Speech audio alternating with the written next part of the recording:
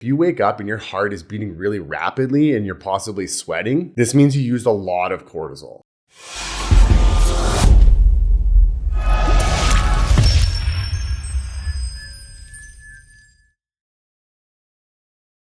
How you wake in the night can give you like a lot of insight on what's happening with your body, because we tend to go through these physiological phases in our sleep in regards to like healing and detoxing and whatnot. And when you wake can be an indicator of where you're probably struggling. So this is based off, let's say like a 10 p.m. bedtime, and this will get broken down into waking before 12 p.m., waking between 1 and 3 a.m., waking between 3 and 5 a.m., and waking between 5 and 7 a.m. So one of your biggest culprits of waking before 12 a.m. if you're going to bed around 10 p.m. is your glucose regulation. So you could have had too big of a meal before bed, like in terms of carbohydrates, or maybe not enough. And when you go into that sleep state, your glucose can really drop. And then in order for you to bring it back up, you needed more cortisol. And that rise in cortisol is what led to you waking up. So this will apply to any time of the night, but if you wake up and your heart is beating really rapidly and you're possibly sweating, that most likely meant you used adrenaline. If you wake before 12 a.m., that's usually a sign of either too many carbohydrates, too little carbohydrates for bed, or just in general glucose dysregulation. So focusing on overall decreasing of inflammation is probably the best way to tackle that, but you could also look at things like glucose disposal agents to help regulate your blood glucose better if you are someone who is experiencing high glucose. So waking before 1 and 3 a.m., this was a really big issue for myself personally, and this is usually due to the liver. Your liver's job is to cleanse your body, is to detox your body, and that requires a lot of energy. It's a process known as glucuronidation. So once again, this can go back to like glucose regulation because the liver was struggling to do what it needed to do in that time period, so your glucose dropped too low. Then once again, you needed cortisol to bring it back up. Theoretically, in your sleep, you should be using more optimal levels of growth hormone to maintain that glucose level. But there are several reasons why we wouldn't be able to maintain that growth hormone level, inflammation, gut dysbiosis, whatever it may be. So this is where we see that dysregulation in our sleep, or it's just a high toxic load and that liver is working overtime to try to detox everything and it just can't handle it. So ultimately, this is where you want to like look at your toxic load. Okay, why is there such a high toxic load? Could be from gut dysbiosis, could be from your environment, your products, etc. But what you can do in the meantime is you can support more liver detox using things like B vitamins or glutathione. Another trick you could also try is eating fruit before bed, specifically ones that are higher in fructose. Fructose gets a bad rep, but fructose goes straight to the liver for liver glycogen. So you just get better stabilization of glucose levels in your sleep. Now waking between 3 and 5 a.m., that could still be the liver struggling to do its job, but we're also looking at high levels of oxidative stress. So now oxidative stress comes with like mitochondrial dysfunction. So think of it as when the mitochondria is spinning, if there's a dysfunction occurring, it's going to be sending off